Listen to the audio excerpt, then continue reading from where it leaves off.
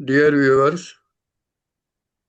माननीय दर्शकों, आज के टुटेजा टॉक शो में हम डॉक्टर गणेश राम जी पुराणिक का स्वागत करते हैं, अभिनंदन करते हैं। आज का विषय है, क्या एलोपैथी, आयुर्वेद या होम्योपैथी। कोई मरीज हो जाता है, कोई इंसान बीमार हो जाता है, तो किसके पास इलाज कराए? क्योंकि बड़ी कंट्रोवर्सी है। कई लोग अपना इलाज खुद करते हैं, कई लोग फार्मासिस्ट के पास दवाई की दुकान पर चले जाते हैं और दवाई की दुकान वाला अपनी दवाइयाँ बेचने के नाम पर इलाज करता है। ऐसे में लोगों का नुकसान होता है, पर जब वो हॉस्पिटल में पहुंचते हैं तो बहुत सारी बातें होती हैं जो कि एलोपैथी के अगेंस्ट में जाती हैं। डॉक्टर साहब एमबीबीएस स्वर्ण पदक है, एमएस सर्जरी है, पीजी वृद्धजन चिकित्सा में भी इन्होंने काम करा है। होम्योपैथी में Ayurveda diploma hospital administration, BSc MA दर्शन करा है। पूर्व में मुख्य चिकित्सा रहे हैं, अधिकारी रहे हैं भारत सरकार के उपक्रम नाइजीरिया में। 4 किताबें लिखी हैं, गीता, सब, सत सही, समन्वित चिकित्सा परिचय, महत्वपूर्ण होम्योपैथी आदि। डॉक्टर टुडेया टॉक शो का सिर्फ एक ही मकसद है कि सोसाइटी को आने वाले कल के बारे में अपडेट करना। अगर आपको चैनल पसंद आती है तो आपके कमेंट्स हमेशा हम उनका स्वागत करेंगे, और चैनल को सब्सक्राइब कीजिए और लाइक कीजिए। मैं डॉक्टर अशोक जी भांगा जी को बोलूँगा, रिक्वेस्ट करता हूँ कि वो इस कार्यक्रम को आगे बढ़ाएं और परानी जी से चर्चा करें। नमस्कार माननीय दर्शकों। नमस्कार हमारे मेहमान डॉक्टर पौराणिक। नमस्कार टू तेजा सर। ये कहा गया है, greatest impact in human health has come from sanitation and nutrition rather than clinical intervention. ये भी कहा जाता है कि commonest form of health care is self care. लेकिन इस सब के बावजूद कुछ भी बीमार होने पर हम दवाई के लिए दौड़ते हैं। और दवाई कौन सी? एलोपैथी। मैं एलोपैथी नाम इसलिए ले रहा हूं कि मैं एलोपैथी से प्रशिक्षित हूं। तो शायद ये मेरा पूर्वाग्रह, मेरा प्रेजुडिस है कि एलोपैथी ही सबसे अच्छी चिकित्सा पद्धति है। फिर हमें ऐसे व्यक्ति की तलाश थी जो दूसरी पद्धतियों के बारे में भी जानता हो, बराबर से जानता हो, जिसने उन्हें प्रयोग करके देखा हो, जो हमें तुलना करके बता सके कि क्या वास्तव में एलोपैथी सर्वश्रेष्ठ है या सिर्फ हमारे जैसे पूर्वाग्रही लोग उसको मानते आ रहे हैं। तो सौभाग्य से हमें मिले डॉक्टर गणेश राम पुराणिक, जो एक विद्वान, जैसा कि आप उनके परिचय से देख सकते हैं कि उन्होंने न सिर्फ एलोपैथी की पढ़ाई की, न सिर्फ सर्जरी पढ़ी, ग्रेजुएशन के बाद उसमें मास्टर हुए। उसके बाद उन्होंने होम्योपैथी भी पढ़ी, उसके बाद उन्होंने आयुर्वेद भी पढ़ा। पढ़ा यानी पढ़ा, सही कायदे से पढ़ा, उसमें डिग्री ली। उसके बाद उन्होंने दर्शन शास्त्र भी पढ़ा। तो न सिर्फ वो जानते हैं, वो सोचते भी हैं, एक विचारक हैं, चिंतक हैं, और अब तो वो उपदेशक भी हैं। धर्मशास्त्र के बारे में भी बहुत कुछ जानते हैं। सौभाग्य से हम उनसे मिले और अब हम आपके सामने लाए हैं ताकि हम उनके विचारों को जान सकें और समझ सकें। तो मैं डॉक्टर पौराणिक से ये सारे सवाल पूछना चाहूंगा, लेकिन सबसे पहले मैं चाहूंगा कि वो संक्षेप में अपना जीवन परिचय दें। डॉक्टर पौराणिक सर। ओम। प्रिय मित्रगण, डॉक्टर साहब, बंगा साहब, टुटेजा जी, ये मेरा सौभाग्य है कि आपके साथ इस चर्चा में भाग लेने का अवसर मिला। वास्तव में जीवन में ऐसा कुछ नहीं है विशेष कि जिसके बारे में सोचा जाए या कहा जाए। हम एक गांव से बिलोंग करते हैं जिसकी आबादी बचपन में हम जहाँ थे वहाँ मुश्किल से 3,000 रही होंगी। पिताजी का प्रमुख काम पौराहित्य था और घर में जो विशेष चीज थी वो ग्रंथ थे, पुराने हस्तलिखित ग्रंथ। और बचपन से ईश्वर ने एक खास इच्छा दी थी, खूब पढ़ने की आदत डाल दी थी। तो हम रामायण, अध्यात्म रामायण और भागवत, इनमें घंटों डूबे रहते थे और उससे एक बहुत बड़ा लाभ होता था। मस्तिष्क चित्र बनाने में बहुत अच्छा सक्षम होता गया। कई बार तो याद है हम घंटों, लगभग एक बार पूरे 24 घंटे पढ़ते ही रहे, इतना पिताजी लाके थाली रख देते थे। उसका लाभ जाके मेडिकल साइंस में ऐसा मिला कि दिमाग चित्र बनाने में इतना अच्छा हो गया कि एनाटॉमी, फिजियोलॉजी, जो कि यथार्थवादी, एक्चुअल सब्जेक्ट जिसमें कल्पना की ज्यादा नहीं है, उनके बड़े स्पष्ट चित्र बनने लगे। एनाटॉमी और फिजियोलॉजी दोनों ही हमारे पहले प्रोफेशनल के दो विषय हैं। कुछ ईश्वर की ऐसी कृपा रही कि हमें दोनों में यूनिवर्सिटी में उन्होंने प्रथम स्थान दिया। एनाटॉमी में डिस्टिंक्शन मिला। और पूछा कैसे हुआ, तो मैंने कहा साहब कहना मुश्किल है, ये तो व्यास देव भगवान की कृपा है कि भागवत पढ़ते पढ़ते चित्र बनाना बड़ा स्पष्ट हो गया। फिर बाद में हमारा गांव में एक बगीचा था। हमारी इच्छा एक ही थी कि बस साधना में लग जाएंगे, डूबेंगे, ध्यान करेंगे। गुरु ने कहा कि ये भी समय नहीं है, तुम्हें समाज से ऋण लिया है उसको चुकाना पड़ेगा। तो उन्होंने दो शर्तें बताई थी। एक, एक बच्चा कम से कम हो जो जो समाज ने तुम्हें दिया उसके बदले दे पाए। दूसरा, पहले लोग 100 साल जीते थे तो 50 में वानप्रस्थ ले लेते थे। अब उम्र हो गई 80 साल एवरेज, तुम 40 के बाद पैसे के लिए काम करना बंद कर देना। अब होता क्या है, डॉक्टरी पढ़ते पढ़ते 27 28 के तो यूं ही हो जाते हैं पीजी करते करते। तो तेजी से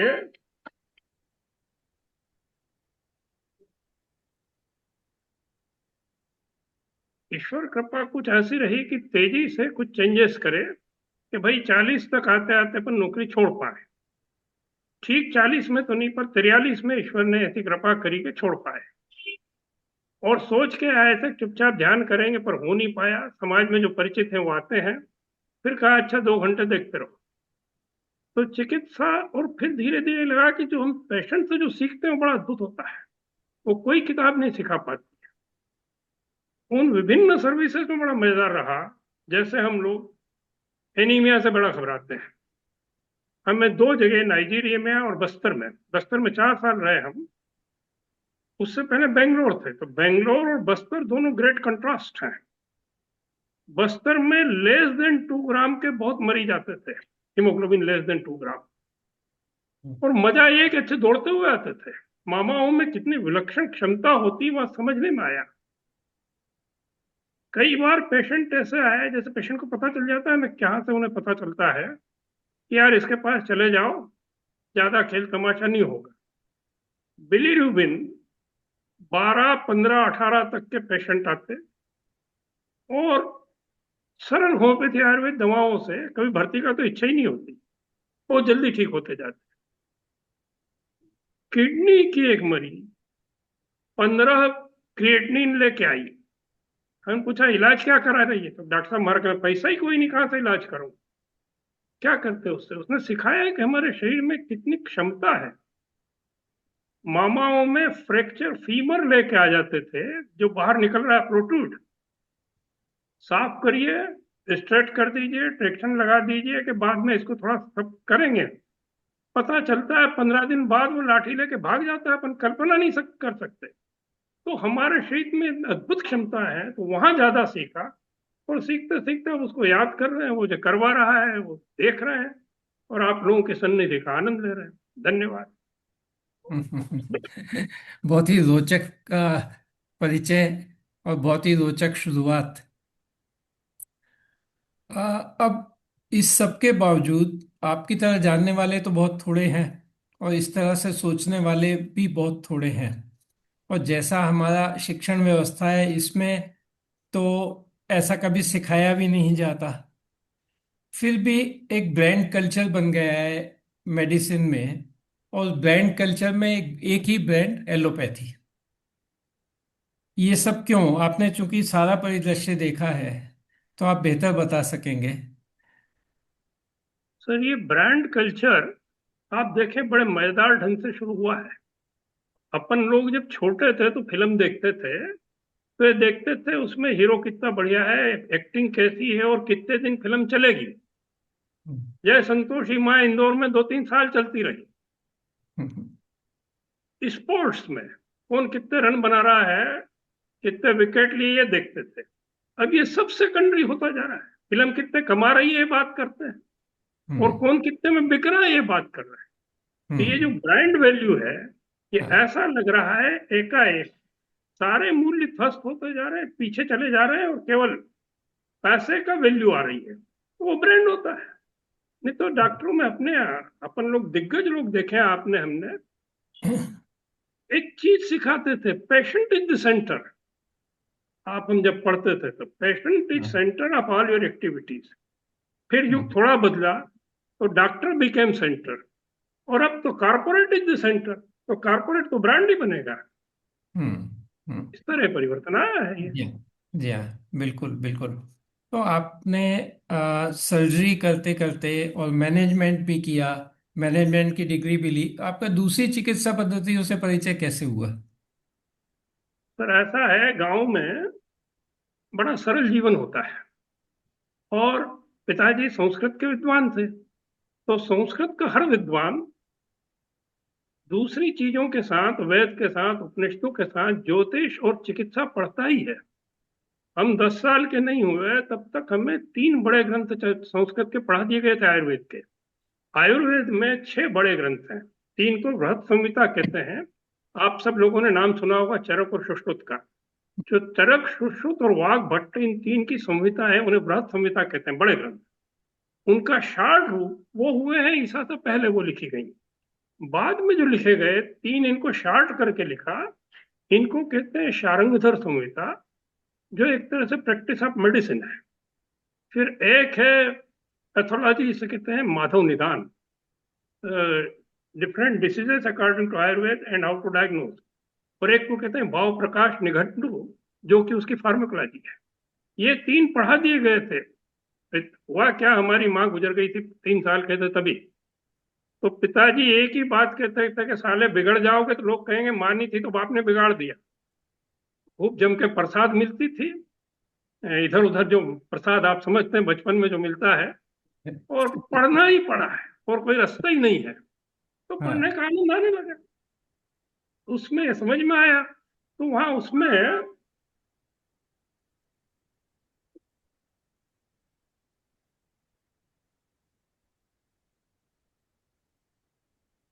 उसमें क्या हुआ, गांव में चिकित्सा बड़ी सरल होती है। हमारे समय में जब हम, ये बात है, हमारा जन्म है 47 का, गांव में 2 पैसे की पूड़ी वाले वैद्य हुआ करते थे। 3 पुड़िया देते थे, और बहुधा अधिकांश वेदियां ठीक हो जाती थी।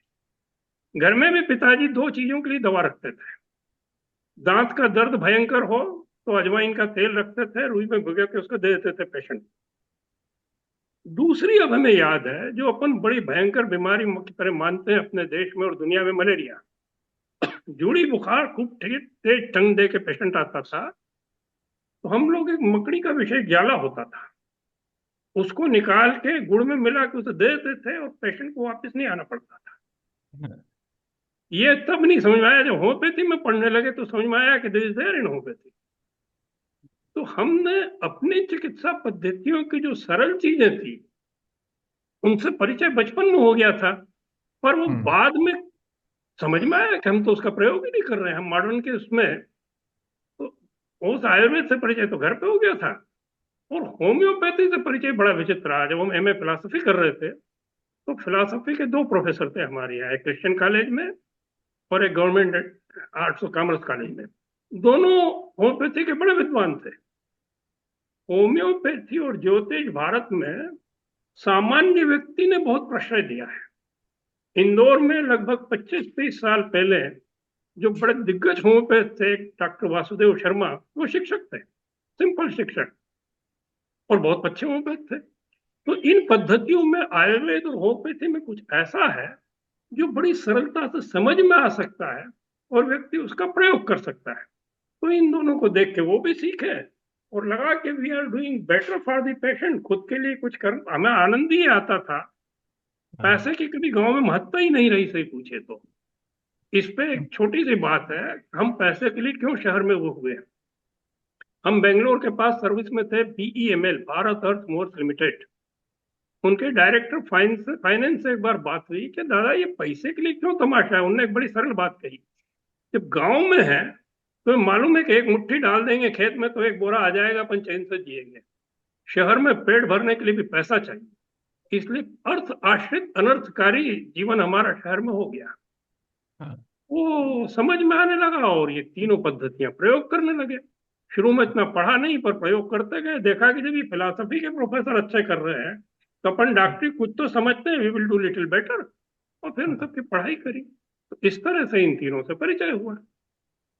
बहुत खूब, बहुत खूब। ये जानना ही अपने आप में बहुत इंटरेस्टिंग है। पर एक सवाल उठता है कि जब एक एलोपैथी पढ़ने सीखने में ही हमारे जीवन के 5 साल MBBS करने में, उसके बाद अगर पोस्ट ग्रेजुएशन किया तो वो कुल मिला के 8-9 साल तो कम से कम लग जाते हैं। इसके बाद कोई व्यक्ति अगर चाहे कि वो फॉर्मली दूसरी पैथी भी पढ़ने के लिए जाना चाहे तो फिर उसे हर पैथी में 3 साल, 4 साल, 5 साल फिर लगाना है। तो वो तो उसका जीवन उसी में खप जाएगा। और अभी जो नियम है उसके हिसाब से मैं जानता नहीं कि उसे MBBS करने के बाद में आयुर्वेदिक कॉलेज में एडमिशन मिलेगा और ये करने के बाद में होम्योपैथिक में एडमिशन भी मिलेगा कि नहीं मिलेगा। तो मुझे तो लगता है कि इस तरह से तो शायद कोई पढ़ भी ना पाए। सर, ये जो ऑर्गेनाइजेशन हुआ है चिकित्सा का, हमारे इस धर्म के दो रूप हैं। भारत में दो जो धर्म है, वो समाज की सेवा करके ईश्वर में डूब जाना है। It is called a non organise religion. हमारे यहाँ व्यक्ति के विकास पर ज्यादा जोर दिया गया है। धीरे धीरे अगर हम समझने लगे, बड़ी मुश्किल से समझ में आ रहा है सर, 55 साल हो गए MBBS किए हुए, हमने कितना बड़ा उस पर विस्तार दे दिया है। भारत में एक बड़ी विचित्र चीज है, हमारे यहाँ दो तरह की शिक्षा होती थी। एक बड़े बृहद ग्रंथ होते थे, जब विस्तार में थे उसको व्यास देव कहते थे। जैसे व्यास जी ने 18 पुराणे लिखी, वेद उपनिषद को करा। और दूसरा एक सोर्स होता था सूत्र ग्रंथ। आपको विचित्र लगेगा, पर आजकल अपन ये योग का बहुत नाम सुनते हैं। योग पे दुनिया में जो सबसे महत्वपूर्ण ग्रंथ है, पातंजलि योग सूत्र, it essentially contains only 195 lines. 195 पंक्तियां अपने इन्हें सूत्र ग्रंथ कहते थे। सूत्र ग्रंथ में वो हजारों प्रश्नों का सार आ जाता था। तो हम कैसे पढ़ना ये नहीं पढ़ पा रहे अभी आजकल। कैसे पढ़ने में बड़े को सार में कैसे करें ये आता है। हम्म।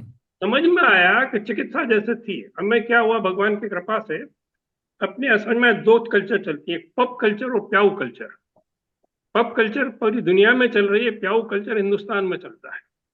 गर्मी में लोग परेशान आके कहते हैं डॉक्टर साहब मेरी जिंदगी बेकार हो गई। क्या हो गया भैया? अरे मैं इस साल अभी तक प्याऊ नहीं खुलवा पाया। इतनी दुखी होता था। तो ये जो प्याऊ कल्चर थी वो हम हमारे घर में लगा रहे थे। होम्योपैथी आयुर्वेद के कई बच्चे पढ़ने आ जाते थे उनके कॉलेज से, तो वो हमारी प्याऊ थी। उसमें समझ में आता था कि इन्हें सूत्र कैसे दें। तो हमने एक बड़ा सरल प्रयोग किया। जो कुछ MBBS या होम्योपैथी आयुर्वेद में पढ़ाया जा सकता है, उसके मूल विषय केवल तीन है: नॉर्मल, एबनॉर्मल, रीनॉर्मलाइजेशन। हमें ग्रे के 1600 पृष्ठ का अधिकांश हिस्सा याद था, क्यों समझिए। लाभ क्या हुआ? कहीं जरूरत नहीं पड़ती अधिकांश की। तो हमने, क्योंकि मैं एनाटॉमी का प्रोफेसर हूं, क्योंकि मेरा फिजियोलॉजी है, क्योंकि मेरी फार्माकोलॉजी है, उसको बहुत विस्तार दे दिया है। जो पेशेंट की आवश्यकता की चीजें बहुत थी, बाद में समझ में आया। आजकल तो एनाटॉमी बहुत सरल कर दी गई है, ग्रे वगैरह नहीं पढ़ाते जहां तक मैंने सुना है। तो हमने इतना विस्तार क्यों दे दिया है? हम केवल तीन विषय दें। व्हाट इज नॉर्मल, उसमें एनाटॉमी फिजियोलॉजी पढ़ा दी जाए। व्हाट इज एबनॉर्मल, उसमें पैथोलॉजी और क्लिनिकल सब्जेक्ट पढ़ा दिए जाए। और ये 1.5 साल के दो चीज कर दी, 1.5 महीने के दो। और 3 महीने में जो कुछ जरूरी है वो सब आयुर्वेद, होम्योपैथी और मॉडर्न पढ़ाई जा सकती है। इसमें बड़ा मजेदार एक बार पढ़ने में आया WHO के जर्नल, बल्कि ये ब्रिटिश मेडिकल जर्नल की बात है, ये सन 80 के बाद की बात है। एक सर्वे हुआ लंदन के अच्छे चिकित्सकों पे कि एवरेज डॉक्टर कितनी मेडिसिन यूज करता है। अपने को तो ढेर बड़ा लंबा सारा वो एम एस वो है। उनने एवरेज निकाला कि 95% जो डॉक्टर्स हैं, और उनमें से 95% जो यूज करते हैं, इट इज सिंपली 30 मेडिसिन। हम 30 के 300 और 3000 बना रहे हैं उन तीन पे और वैसे हमें सबसे मजेदार चीज 2 सब्जेक्ट लगते थे, पैथोलॉजी और फार्माकोलॉजी। और अपनी फार्माकोलॉजी की किताबें कीट्स और इनसे भरी रहती थी, शेक्सपियर से। वो एक जगह कहती है, observation we ourselves make, we get bias for the observer sake. हम सिद्ध करने पे तो नहीं हम बड़े विद्वान हैं, पर जरूरत क्या है।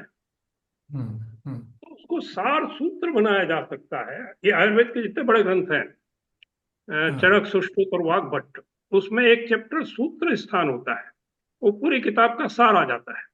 तो एसेंशियल जो आवश्यक है चिकित्सा के लिए, वो इन तीनों का 6 महीने साल भर में अच्छी तरह पढ़ाया जा सकता है। फिर उसके बाद जो स्पेशलिस्ट बनना उसे स्पेशलिस्ट बनने दीजिए। हमें अपनी सीमा समझे और what is good for the general वो थिंग समझ ले। इस बिल्कुल तरह है। बिल्कुल बिल्कुल ठीक।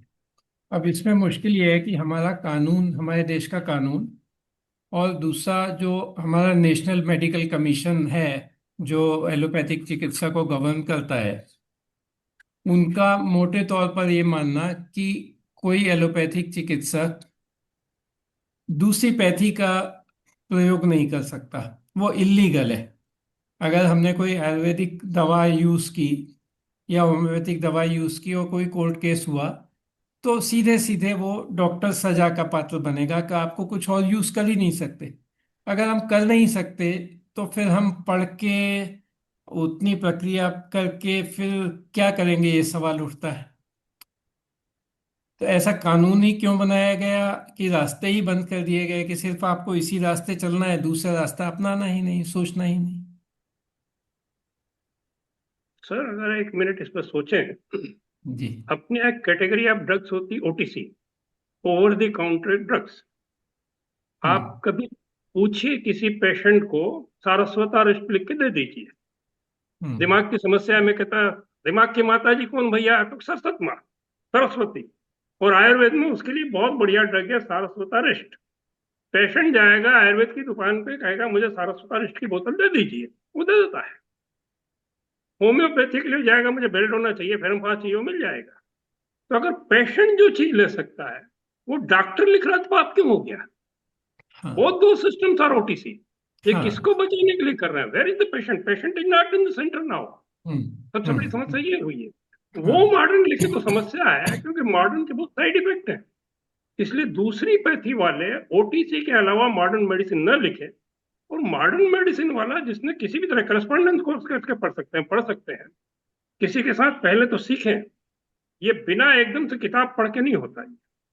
वैसे फॉर इंफॉर्मेशन, उत्तर प्रदेश में एक जमाने में, आजादी से पहले की बात है, बहुत सारी प्रॉब्लम होती थी हेल्थ की। एक जो सर्वाधिक हेल्थ के लिए जो किताब लिखी गई, simple remedies for all the problem, वो एक वकील साहब के द्वारा लिखी गई थी, उसकी लाखों प्रतियां बिकी। सर हमें, हमारी क्या कहा गया है, हमारी दुनिया सीमित कर दी गई है। हाँ। You should do only this, but who is dictating it. क्यों, एक वकील तो सब प्रैक्टिस कर सकता है। हम्म। फिर डॉक्टर, उसमें गड़बड़ ये है कि वो देखें कि किस लिए किया गया, व्हाट इंटेंशन। हमें हम्म। ज्यादातर जब थे गवर्नमेंट जॉब में थे, प्राइवेट प्रैक्टिस थी ही नहीं।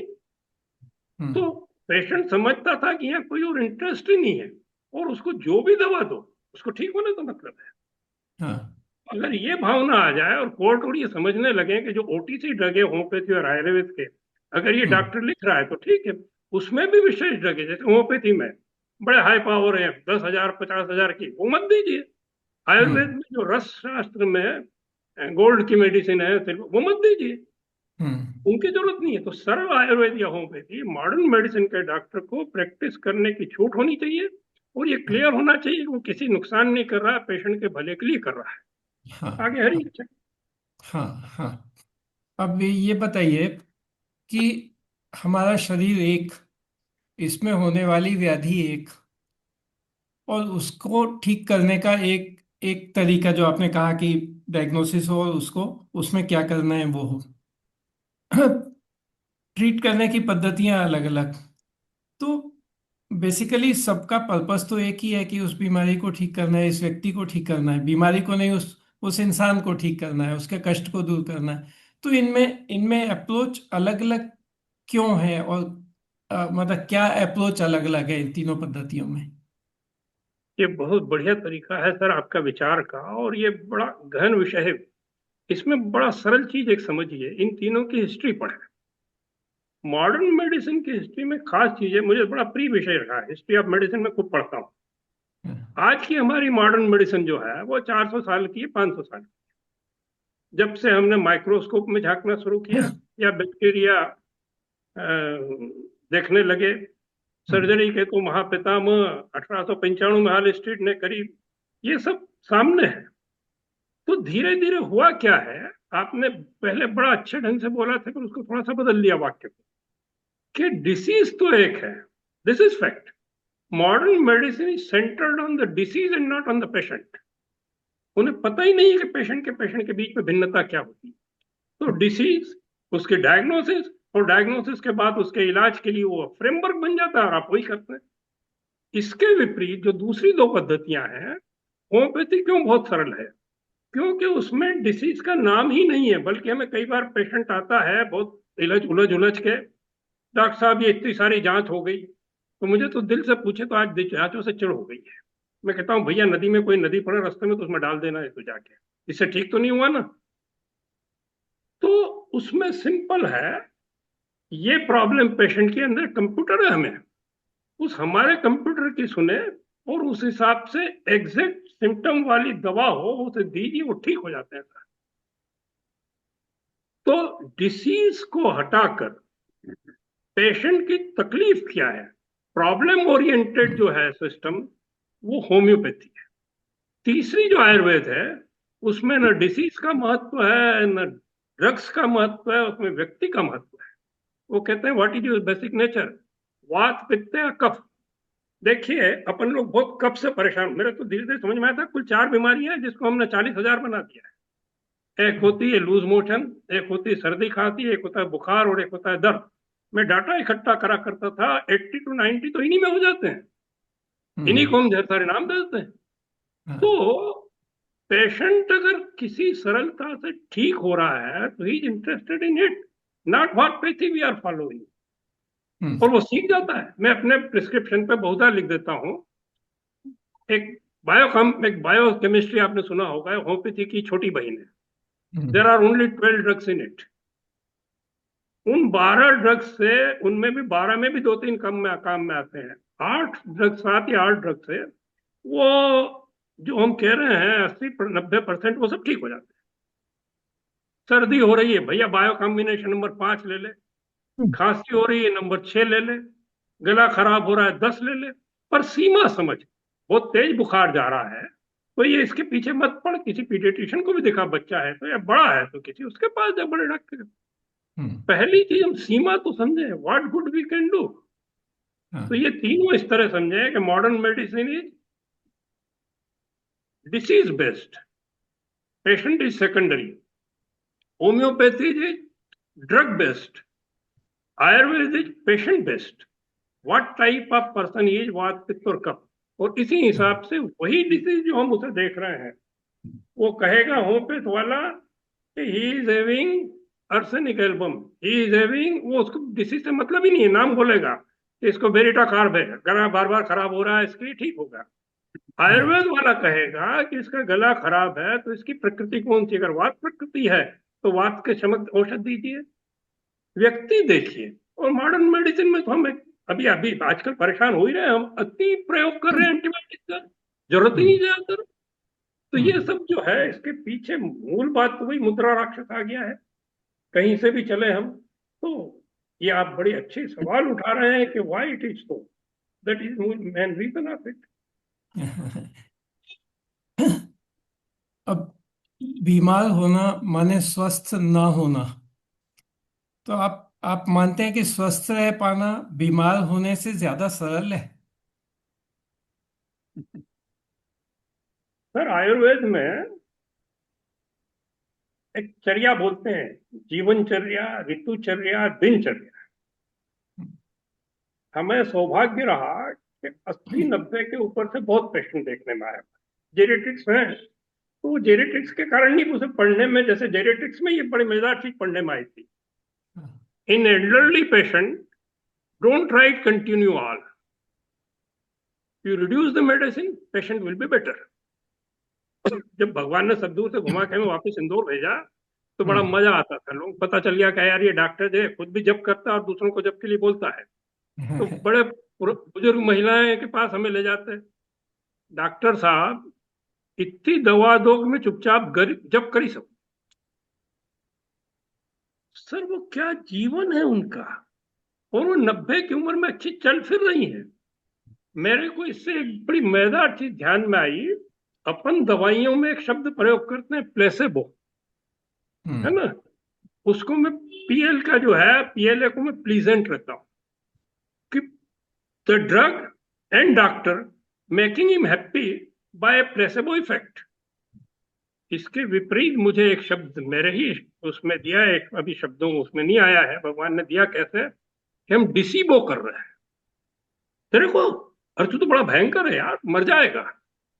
और इसमें बहुत बड़ा योगदान हमारी न्याय व्यवस्था का है। पेशेंट अगर बीमार है और वो थोड़ा सीरियस हो गया, ये तो हम सबने देखा है। हम आज सर्जरी करी, सोच रहे हैं कल बहुत अच्छा होकर चला जाएगा, और वो तो ऊपर ही चला जाता है। और सोचते हैं यार तेरे बचने के चांस ही नहीं, तो अच्छा होकर घर चला जाता है। हमारे एक बड़े अच्छे चिकित्सक थे, डॉक्टर सिपाहा, मेडिसिन के प्रोफेसर थे, he was a great philosopher. तो बहुधा कहते थे कि 2 और 2 गणित में 4 होते हैं, डॉक्टरी में 2 और 2 3 होते हैं या 5 होते हैं, और तुम तैयार रहिए इसके। जोर दे के कहते थे जब हमें हाइपरटेंशन पढ़ाते थे कि blood pressure is a disease donated by the doctor and you don't donate it. फिर बहुत दिन बाद मिले एक बार, तुमने कहा सर आप अब भी वो मानते हैं? तो नहीं, अब मेरा चेंज हो गया है। क्या चेंज हो गया है? कि not only blood pressure, many of the disease we are donating the patient. तो डिसीबो इफेक्ट कर रहे हैं हम। छोटी बीमारी को बहुत, एक हमारे हमारे घर के सामने एक बहुत बड़े विद्वान रहते थे, डॉक्टर रणवीर सक्सेना करके, वो नई दुनिया के संपादक रहे थे। तो उनने बड़ी मजेदार चीज एक बार बताई थी कि एक एजे क्रोनिन करके एक फ्रेंच साहित्यकार हुए, डॉक्टर थे वो। उनने कहा कि वो हमारा इस तरीके सीधे गांव के आदमी थे, शुरू में आए तो कोई आया तो गला दुख रहा, अरे तेरी जरा से गला खराब है, ये दवा ले ले। उनकी प्रैक्टिस जो है वो पैसे ही नहीं आए। फिर उन्होंने कहा, किसी ने उसको समझाया कि मत बोल गला खराब है, बोल you have got a laryngopharyngitis and you will need this and that.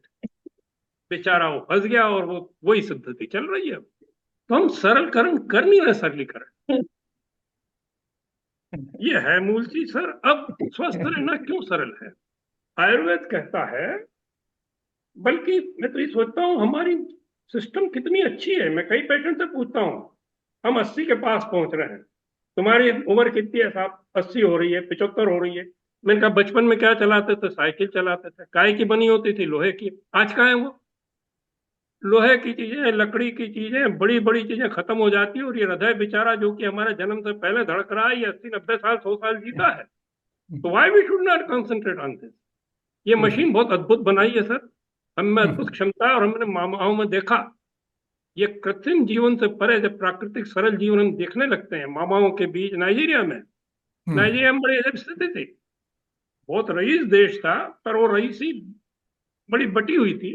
वहां 2 ही काम थे, ड्रिंकिंग एंड डांसिंग। हम तो उन्हें बहुत बेकार लगते थे, what a person you are, तुम साले ने ड्रिंक करते ना, डांस करते ना, बेकार इंसान। पर वो इतने स्वस्थ रहते थे। एक ही समस्या होती थी वहां, मेरे पास जो 150 बेडेड हॉस्पिटल, डिस्ट्रिक्ट हॉस्पिटल था, उसमें मेरे पास केवल 2 डॉक्टर थे। एक लीड डॉक्टर पीडियाट्रिशियन थी केरल की, वो मेरे मेडिसिन वार्ड की इंचार्ज थी, और एक प्लेन एमबीबीएस डॉक्टर इजिप्ट की थी, कैरो की, वो गायनिक वार्ड की इंचार्ज, और दोनों बढ़िया काम करती थी। तो वहां जो खास चीज, वहां की जो समस्या थी कि लेडी आई है 25 साल की, कौन सी डिलीवरी, 8वीं, और महीने में अगर 200 से 150 से 200 डिलीवरी होती थी, तो उसके पेट पे हाथ रखी उसकी टांग नजर आएगी। Rupture uterus very common. तो उनकी समस्याएं अलग है, अपने गांव की समस्याएं अलग है, अपने शहरों की समस्याएं अलग है। हमने शहर वाली, अभी ऐसी जो अपने कोरोना फैला था, हमने कहा ये कोई फिगर क्यों नहीं बता रहे हैं कि गांव में कितने परसेंटेज डेथ हुई, कितने परसेंटेज डेथ उनमें हुई जो बड़े हॉस्पिटल रहे। हम अपनी नेचुरल जो प्रकृति ने प्रदान किया है, ईश्वर की जो कृपा है, हमारे जोगेंद्र जी हर वक्त याद करते हैं, it is God, it is the God, and God है ही भाई। हम भगवान को बुला के RX में लिखते हैं, पर आगे अपनी मर्जी चला देते हैं। तो let us bring him really, और जीवन बड़ा सरल और स्वस्थ रहेगा। बहुत सी ऐसी बातें हैं जिनको सुन के लगता है कि हम हंसें या हम रोएं, कि ये जो कुछ परिवर्तन हो रहे हैं हास्यास्पद हैं, लेकिन गलत हो रहे हैं तो हमें रोना आता है कि ये हो क्या रहा है।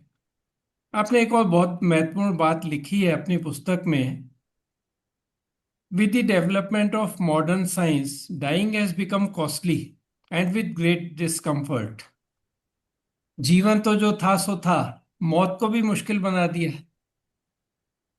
इसको जरा आप बताएं कि आपने क्यों ऐसा कहा। सर देखिए, डॉक्टर गणेश राम पुराणिक एक छोटा सा जीव है, पर दिग्गज लोग हैं अपने पास। मुझे बहुत मजा आता था बायोट की पैथोलॉजी पढ़ने में। एक बार तो जैसे मुझे प्रिय विषय थे उपनिषद, एक तरफ उपनिषद पढ़ रहे हैं, एक बायोट की पैथोलॉजी पढ़ रहे हैं, और सोचते थे अरे यार दोनों में कितना साम्य है। हमारे जमाने का जो एडिशन था, आप लोगों ने सबने बायोट पैथोलॉजी देखी होगी, उसमें एक चीज हमें अखरती थी कि इंट्रोडक्शन में एक चीज मिस कर गए, और बाद में वो आया तो कितना आनंद आया होगा, आप सोचिए।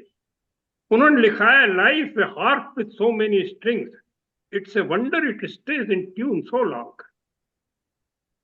तो ये जो किताबें हैं, हमें दरअसल क्या था, शौक पढ़ने का ही था। एवरेज एक सब्जेक्ट की 10 किताबें तो होती थी, पैथोलॉजी, फार्माकोलॉजी, सबकी। तो ये जो मेरे कोटेशन है वो गणेश राम पुराणिक के नहीं है सर, उनमें से अधिकांश दिग्गजों के लिखे हुए हैं। ये Oxford text book of medicine के कोटेशन है, और उस किताब के सेकंड एडिशन के पहले 30 पेजेस हमने देखा। हमने 3 व्यक्ति मिले थे, एक डॉक्टर सिपाहा ने पढ़ी थी, एक इंदौर में डॉक्टर बोर्डिया हुआ करते थे, नंदलाल जी बोर्डिया, उनके लड़के वो रामकृष्ण मिशन में सन्यासी हो गए, MD किया था, उनने पढ़ी थी। और बहुत कम पढ़ने वाले मिले, वो किताब तो पढ़ते थे, वो हिस्सा नहीं पढ़ते थे।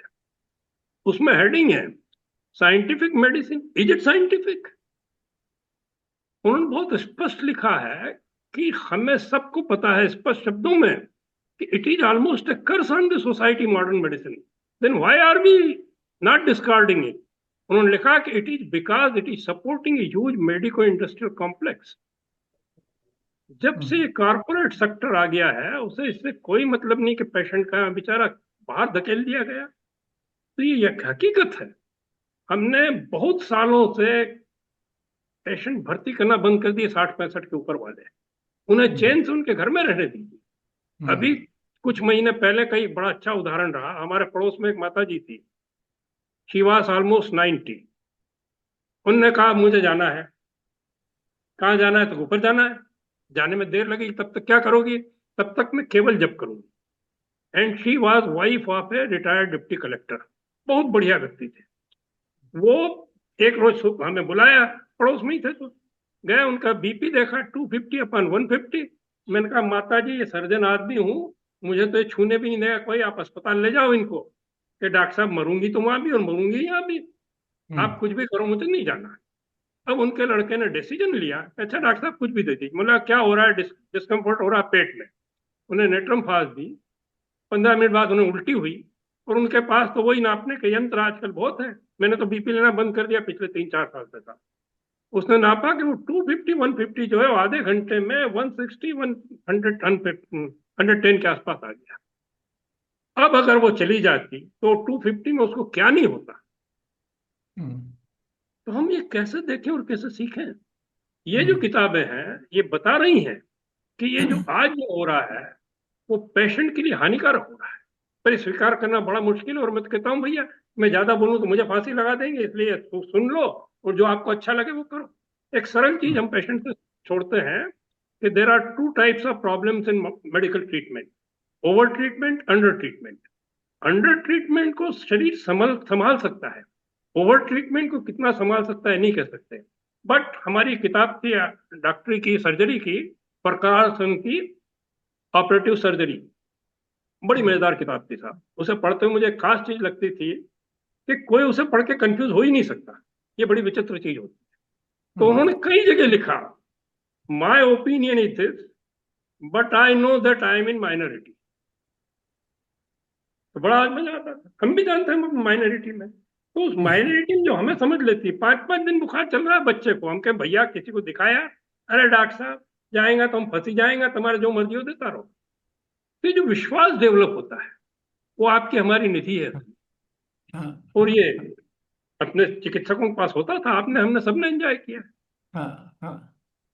आपने आपने अपने पुस्तक में एक डेटा दिया है कि अमेरिका में परिवारों की बैंक्रप्सी के बारे में, वो तो बहुत डराने वाला है। और अब हिंदुस्तान में भी डेटा हो या ना हो, लेकिन मोटे तौर पे हम जानते हैं कि हालात ऐसे ही है।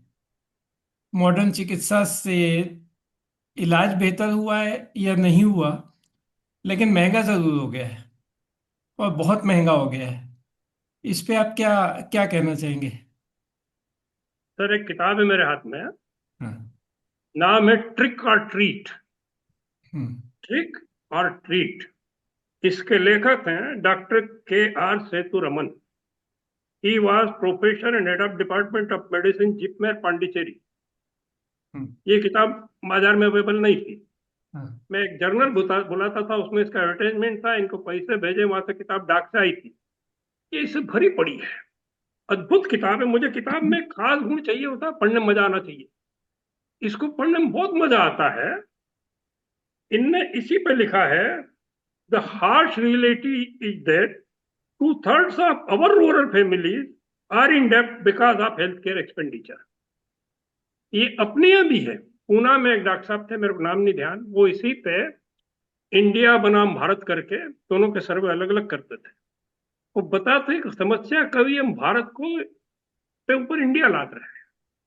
जिसके पास खाने को नहीं है बेचारे को, उसको हम आईसीयू में डाल के गद्दा बहुत अच्छा दे रहे हैं, और उसको गद्दे से क्या लेना देना है। हम तो मामाओं के अस्पताल में जब थे बस्तर में, तो बड़ा मजा आता था। मैं उसे पलंग पे लिटा के जा रहा हूँ, सुबह आके देखूंगा पलंग के नीचे लेटा मिलेगा मामा को। Hmm. They live their life and they live very happily. हम भूल ही हाँ। गए कि आनंद क्या है। तो ये इंडिया में भी है, यूं कह लीजिए। हम्म। एलोपैथी में अस्पताल, जो भी नया अस्पताल बनता है, सब उसको एक 5 स्टार हॉस्पिटल, 5 स्टार होटल जैसा बनाने की कोशिश करते हैं, चाहे बैंक से लोन लेते हैं या अपने अपने पिताजी का पैसा लगाते हैं। नई खोजों का दावा करते हैं, वो बड़ी बड़ी मशीनें और बड़े बड़े इक्विपमेंट लाके, खूब चमक दमक से, खूब सारा एडवर्टीजमेंट करके बहुत बहुत शानदार हॉस्पिटल होता है ऐसा दावा करते हैं। अब रोबोटिक सर्जरी का दावा और इस टाइप के बड़े बड़े दावे, पर कुल मिला के इससे इलाज महंगा तो होता जा रहा है, पर क्या बेहतर भी हो रहा है? वास्तव में बेहतर हो रहा है? ये केंद्रीय महत्वपूर्ण प्रश्न सर आज की चिकित्सा पद्धति पे, पेशेंट को क्या फायदा है। यही हाँ। जो मैंने आपको किताब कोट करी, Oxford text book of medicine, उसमें हाँ। जिस व्यक्ति ने लिखा था उसने कई साल अफ्रीका में काम किया था। और Oxford text book of medicine is a standard, जिसको कोई वो नहीं कर सकता। उसने लिखा था बेनिफिट टू द पेशेंट। तो उन्होंने लिखा है कई एक जगह, मैंने कोट भी किया है, कि हम जो जिस चीज को बड़ा महत्वपूर्ण बताते हैं, it is the damaging proliferation of technologies which have no proven value in terms of cure, care, or comfort, which has led to soaring costs। मैंने ये देखा, उस किताब के 3 एडिशन तक देखे मैंने। अपने जमाने में प्राइस चला करती थी, प्राइस की टेक्स्ट बुक ऑफ मेडिसिन, उसकी जगह वो आई थी Oxford text book of medicine. पहला एडिशन सिंगल वॉल्यूम था, दूसरा एडिशन 2 वॉल्यूम में, वो वहां तक तुम पढ़ लिया। तीसरा एडिशन 3 वॉल्यूम में हो गया, तो इतना बड़ा हो गया कि मैं नहीं पढ़ पाया, क्योंकि मेरी आदत है फर्स्ट टू लास्ट पेज तक पढ़ना, और ये चैप्टर गायब हो गया था उसमें। सर हम आज क्यों लिखना पड़ता है अपने को अपने जर्नल्स में, this is to declare that the writer has got no personal monetary benefit. Hmm, ये सब आप हम समझते हैं, सब समझ रहे हैं, पर we can't speak on it. हाँ सच बात। एक और इशू आ गया है, और जितना हम उसको समझ पा रहे हैं शायद वो उससे भी ज्यादा गंभीर हो चुका है। इंश्योरेंस, मेडिकल सर्विसेज का इंश्योरेंस। और इस हद तक कि अब अभी कल की न्यूज़ थी कि इंश्योरेंस कंपनियां दुनिया की बड़ी बड़ी हॉस्पिटल्स को खरीद रही हैं। वही पॉलिसी बना रही हैं कि हॉस्पिटल कैसे चलेगा, किसको क्या इलाज दिया जाएगा, किस इलाज के कितने पैसे लिए जाएंगे। सारा मोटिव सिर्फ प्रॉफिट। तो अब मरीज जिसके पास इंश्योरेंस है वो उस हॉस्पिटल की तरफ दौड़ता है जहां उसे इंश्योरेंस से फ्री में इलाज मिल जाए। अभी यही ट्रेंड चल रहा है, आएगा दिखाएगा फिर पूछेगा कि आपके यहाँ बीमा से, आपके यहाँ आयुष्मान है क्या, आपके यहाँ प्राइवेट इंश्योरेंस होता है क्या। अगर नहीं होता है तो फिर छोड़ के दूसरे डॉक्टर के पास जाएगा जहां मिलता है। तो ये जो इंश्योरेंस वाला फंडा है, ये एलोपैथी के साथ तो है, पर क्या होम्योपैथी और आयुर्वेदिक में भी मेडिकल इंश्योरेंस क्लेम मिलता है? सर मेरा पेशेंट को एक बड़ा सरल तरीका होता है समझाने को, कहता है डॉक्टर साहब मेरे को कैसे पता चले कि कौन सी पद्धति ठीक है, या इस हाँ पद्धति की ये दवा ठीक है कि नहीं है। तो हम हाँ। उसे एक सरल बात कहते हैं कि भैया आज भी जो सबसे महत्वपूर्ण दवाइयां हैं वो बहुत सस्ती हैं। जब हम पढ़ते थे तो हमारा टोटल कॉस्ट ऑफ ट्रीटमेंट हमारे हिसाब से 2 रुपये होता था, या 50 रुपये मैक्सिमम। हाँ आज उसे आप 100 कर दीजिए, 100 या 200 रुपये में अधिकांश बीमारियां आज भी ठीक हो सकती हैं जो ठीक हो सकती है। वो जो नहीं ठीक हो सकती उसमें आप हजारों ले लीजिए, उससे क्या फर्क पड़ रहा है। हम्म हम्म तो उसमें इंश्योरेंस की समस्या ही नहीं आती। अच्छा मुझे ही नहीं पता था कि ये मेडिक्लेम के कितने तमाशे हो गए। अभी कुछ दिन पहले बड़ा विचित्र अनुभव हुआ। हाँ हमने भगवान जी से प्रार्थना करी थी, उनने कृपा कर दी। जरूरत है नहीं, बहुत कम खर्च में जी रहे हैं, क्या पैसा नहीं चाहिए भगवान जी छोड़ दो। उन्होंने कहा अच्छा चल छोड़ दे। पेशेंट देख रहे हैं, पैसे नहीं ले रहे हैं। अब एक कोई पीछे पड़ गया कि नहीं साहब मेरे हमारे उसका वो किया था, आप ये सर्जरी तो आप मेरी आप ही करिए। ठीक है साहब कर दी। अब तो भाई मुझे तो पैसा नहीं लेना है साहब, आप पैसे नहीं लेंगे तो मुझे दूसरे भी नहीं मिलेंगे। हम्म तो लकीली जो नर्सिंग होम वाले हमारे पहचान के थे, उनने उसका बिल लिया, मेरे पेमेंट हुआ ये लिखा, और वो सारा पैसा उन्होंने कहीं डोनेट कर दिया। हाँ तो रास्ता समझ में आया, हमने हाँ कितना पेशेंट सेंटर मनी सेंटर्ड कर दिया है आज। उसको बेचारे को होम्योपैथ आयुर्वेद के पास जाने दीजिए, वो भी हर जगह नहीं। होम्योपैथी में भी जर्मन मेडिसिन के नाम पे लूट लिया जाएगा, हाँ आयुर्वेद में गोल्ड और उसके नाम पे लूट लिया जाएगा। तो उससे हाँ कहता हूँ भैया वहां जा जा, 1 रुपए 2 रुपए की गोली आज भी मिल रही है, हाँ। डायबिटीज। मैं उसके लिए कहता हूँ कोई पैथी मत ले, तेरी गाड़ी में पेट्रोल बढ़ गया है, नंबर पैथी है खूब चल। नंबर 2, आज भी सबसे अच्छी दवा मेटफार्मिन है, 50 साल से चल रही है, 1 रुपए की गोली मिलती है। हर सिस्टम में यही है सर। जो हाँ बहुत महत्वपूर्ण दवाई हैं आज भी बहुत सस्ती है। तो ये समस्या उसमें पैदा ही नहीं हो रही है अगर सही जगह हो गया तो। हाँ।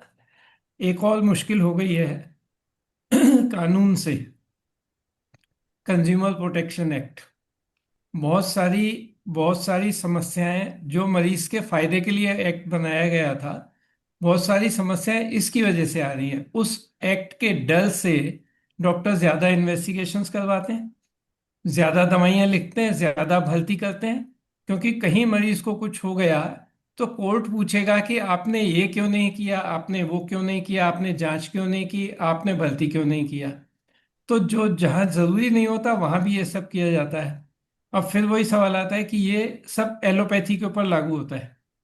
होम्योपैथी और आयुर्वेद के ट्रीटमेंट और कंज्यूमर प्रोटेक्शन एक्ट का मुझे जानकारी नहीं है कि वहां भी इसका कुछ प्रोविजन है क्या। सब वो सीरियस होगा तो होम्योपैथ और आयुर्वेद समझदार होगा तो उसे भेज ही देगा अस्पताल में। हाँ दूसरी चीज, मुझे 30 साल पहले का ध्यान आता है। एक बड़ा केस सुप्रीम कोर्ट गया था, उसके पेपर्स आए थे सब डॉक्टर के पास, मैंने पढ़ा था। एक बेचारा बड़ा प्रैक्टिसिंग होम्योपैथ था, उसको डायबिटीज की कोई सीरियस कॉम्प्लिकेशन हो रहे थे, वो उसके पास गया, उसने इलाज किया और फिर कहा कि इस बड़े अस्पताल में भर्ती हो जाओ। वो भर्ती भी हो गया, कोई 15 दिन महीने भर रहा और वहां गुजर गया अस्पताल में। उसके पेपर निकल के सुप्रीम कोर्ट गए सर, ये सारा ऑथेंटिक है बात। उन्होंने उठा के ऑल इंडिया इंस्टीट्यूट की एक टीम बना दी उस पर जांच करने की। हम्म। और विचित्र चीज ये, उन्होंने लिख के दिया he received all the treatment what was necessary. उसके हम्म। बावजूद फंदा डाल दिया उस होम्योपैथ वाले पे, बेचारे पे। उसने तो भेज ही दिया था। मतलब हम्म। होम्योपैथ वाले को छूना ही नहीं चाहिए क्या पेशेंट? हम हम्म। इतने मोनोपोलाइज हो गए हैं, ये हम दूसरों को तो कर रहे हैं कि ये आईटी वाला या कंप्यूटर वाला ये ऐसी चीज ना बनाए जो दूसरा काम में नहीं ले। तो फिर पेशेंट कहाँ गए? Why not patient in the centre? ये मूल चीज आई। हम्म। क्योंकि हमारी सारी चिंतन जो है आज का, वो इस पे है कि सुख किस में है? पैसे में। पैसा कहाँ से आएगा? जिस तरह भी कमाओ। एक और बड़ा फर्क है, आपके हमारे जमाने में फीस बहुत कम होती थी। हम तो समाज के ऋणी हैं, स्कॉलरशिप से पढ़े थे, इसलिए हम कहते हैं भैया मैं तो अपना कर्जा उतार रहा हूँ समाज का। आज बेचारा जो डॉक्टर बनने जा रहा है, तो कितना पैसा खर्च कर रहा है। अपन हम्म। ज्ञान का झाड़ बीज बोते थे तो ज्ञान का झाड़ उग के आता था। अब वो पैसे बीज बो रहा है तो पैसे उग के आ रहे हैं, और उसे लेना ही पड़ेगा।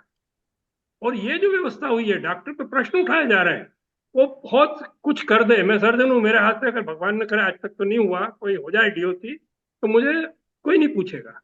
बचाने की कोशिश में अगर मैंने सर्जरी नहीं करी तो 10 सवाल पूछे जाएंगे, वाई यू नॉट डन। तो आज पहला डॉक्टर का सूत्र है, सेव योर सेल्फ। और ये इस गलत व्यवस्था के कारण पैदा हुआ है। वो एक जज साहब एक निर्णय देंगे, उनके ऊपर वाला उससे बिल्कुल पलट देगा। तीसरी बार जाएगा, फिर पलट जाएगा। वो सब दंड के भागी नहीं है। बेचारे डॉक्टर ही को, हर एक डॉक्टर को धनवंतरी हो जाना चाहिए या हॉल स्ट्रीट हो जाना चाहिए। हम्म। तो this is an internal problem of our judiciary. तीन प्रमुख स्तंभ होते हैं अपने, शिक्षा, चिकित्सा और न्याय व्यवस्था। तीनों में बहुत कुछ बदलाव की जरूरत है सर। पर कौन करेगा? ऊपर वाला जानता है। आप हम केवल चर्चा कर सकते हैं। सच बात है, सच बात है। अब एक अंत में आते हुए बस एक सवाल आपसे पूछना चाहूंगा कि इतना पढ़ने के बाद, इतना जानने के बाद में आपके अपने चिकित्सा के तरीके में क्या क्या क्या परिवर्तन आया? आप बेसिकली आपका क्या उद्देश्य रहता है जब आप किसी का इलाज करते हैं? सर मैंने प्रारंभ से कहा, मेरी इच्छा मूलतः ईश्वर ने एक ही बताई थी कि I should have god realisation in life. तो गुरु के पास जाते थे, उनने एक बड़ा सरल सूत्र दे दिया था शुरू से। मेरी टेबल पे एज सीएमओ, और वो भी डिफेंस के या मिनरल इनके सीएम थे, तो बहुत सुविधाएं थी सरकार तरफ से। तो उस कांच के नीचे एक वाक्य लिख दिया जाता था, he is sitting here. If God is sitting in front of me, patient is temple of God, how will I deal with? तो ये समस्या पैदा ही नहीं होती थी, सारा चिंतन बदल जाता था। और हम्म। फिर धीरे धीरे समझ में आया, हमारे विकास के 3 सोपान है सर अध्यात्म में। हमारा सारा जीवन अध्यात्म पे टिका हुआ है। ये इसका सेकेंडरी पार्ट है डॉक्टरी। कहते हैं you have to avoid 3 stages. First you see him in everybody. आप में अगर ईश्वर नहीं देख पा रहा हूं मैं, तो किसी और में क्या देखूंगा मैं? तो हम्म। पहले तो पेशेंट के रूप में भगवान आनंद ले रहे हैं। पहले तो हमें कहते थे बहुत पट्टे ने हमें बना दिया, अपने मजे ले रहा है। फिर कुछ दिन पहले मजेदार ध्यान आया कि उसने हमें बना दिया और वो हमारे मजे ले रहा है, और हम उसके मजे लेना। तो अब जो है, पेशेंट के चेहरे पे जो मुस्कान आती है अच्छा होने की, वो हाँ। हमारी उपलब्धि हो रही है। उसके लिए 3 बिंदु ध्यान में रखते हैं हम, सेफ, इफेक्टिव एंड इकोनॉमिक। अधिकांश इन 3 में जब ढलती है चिकित्सा, तो बड़ा सरल हो जाता है। पेशेंट भी सुखी होता है और अपन तो सुखी होता ही है। एक सरल सूत्र बना दिया भगवान जी ने, B happy and make happy. Make in India तो वो कर रहे हैं, अपन मेक पेशेंट हैप्पी है तो अपन कर ही सकते हैं। बिल्कुल। तो वी आर बिल्कुल। Enjoying in that. बिल्कुल। बस एक चीज और पूछना है कि दवाइयाँ बहुत कुछ करती हैं, कोई भी पैथी की हो। ऐसा क्या है जो दवाई नहीं कर सकती, जो हमें ही करना होता है अपने को स्वस्थ रखने के लिए? अपने को अच्छा रखने के लिए जो दवा नहीं कर सकती वो हमें ही करना होता है, तभी हम स्वस्थ रहेंगे। दवा सब कुछ नहीं कर सकती, हर समस्या का हल नहीं है दवा। बिल्कुल सही है। देखिए, इस पे आयुर्वेद में बड़े मजेदार 3 सूत्र बताते हैं हमारे। ये और शंकराचार्य की विवेक चूड़ामणि, अगर कभी आपके ध्यान में आई हो, ये दोनों बड़े अद्भुत ग्रंथ है। विवेक चूड़ामणि ने एक बड़ा बढ़िया श्लोक दिया है, 61वां श्लोक है उसका। अविज्ञाते परे तत्ते विद्याधीति तो निष्फला, विज्ञाते भी परे तत्ते विद्याधीति तो निष्फला। अगर परमात्मा का साक्षात्कार नहीं किया तो तुमने कितने ग्रंथ पढ़े, सब बेकार है। और साधना कर ली और उसको पा लिया तो ग्रंथ ही बेकार हो जाए। ऐसा ही आयुर्वेद चिकित्सा में एक मजेदार सूत्र है।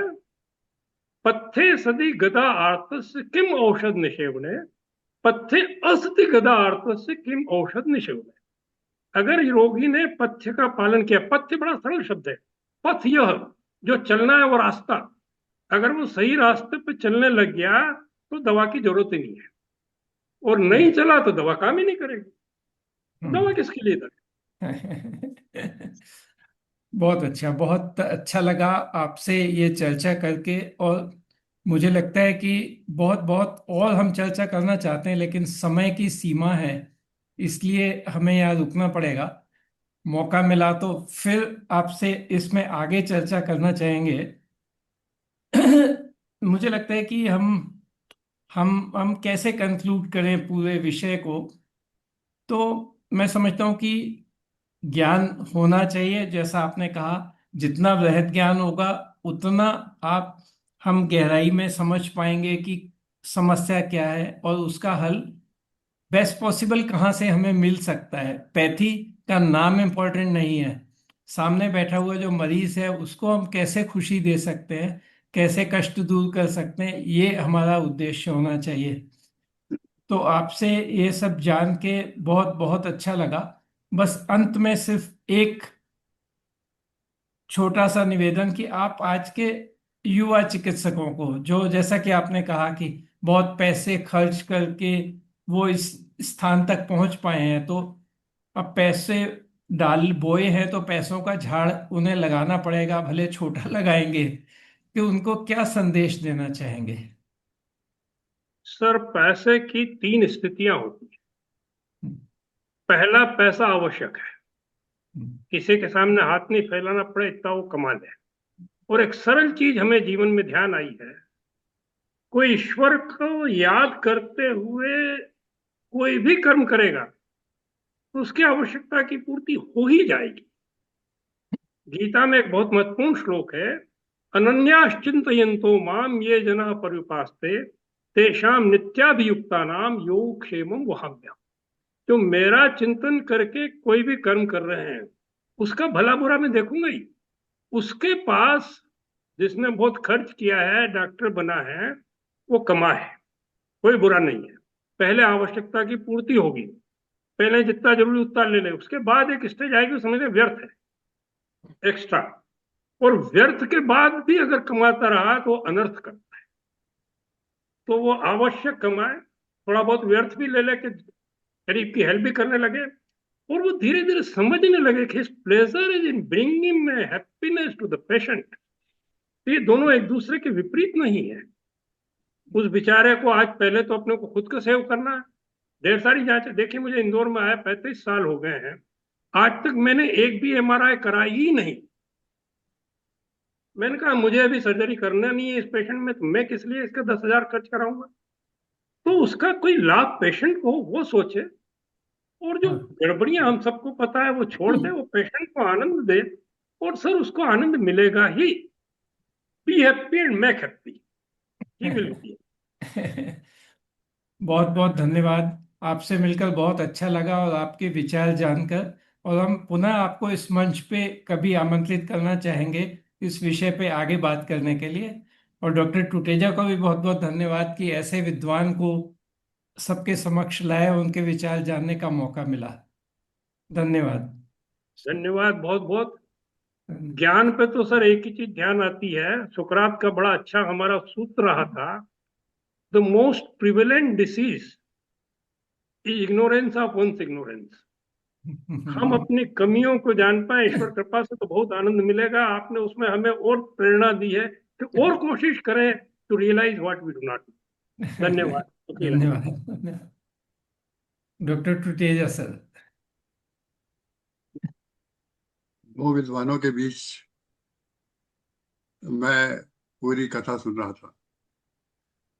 मुझे मालूम है कि बागा साहब क्वेश्चन पूछने में बहुत महारत हासिल है और बहुत प्रिपेयर होके पूरे सब्जेक्ट पे उन्होंने छानबीन करी, और पौराणिक जी ने उनके जो उत्तर दिए हैं वो उम्मीद करता हूँ कि हमारे पीडियाट्रिशियन, हमारे जनरल फिजिशियन, हमारे सर्जन, हमारे डॉक्टर इंडियन एकेडमी पीडियाट्रिक्स के, इंडियन एकेडमी ऑफ एसोसिएशन के इसको सुनेंगे, पब्लिक सुनेगी और इसको समझने की कोशिश करेंगे कि कोई भी पद्धति जो आपको सूट करे आप उसमें इलाज कराएं, पर जिसके पास भी जाए उतने विश्वास के साथ जाए कि वो विश्वास आपका कभी टूटे नहीं। इन्हीं शब्दों के साथ, क्योंकि मेरा मानना है कि जो भी पेशेंट हमारे पास आता है, जो भी मरीज आता है अपना दुख लेके आता है, अगर आप उसको विश्वास बांट देते हो तो उससे बड़ा कुछ, उससे बड़ी कोई दवाई नहीं, और अविश्वास हो जाए तो उससे बड़ी कोई दुर्घटना नहीं।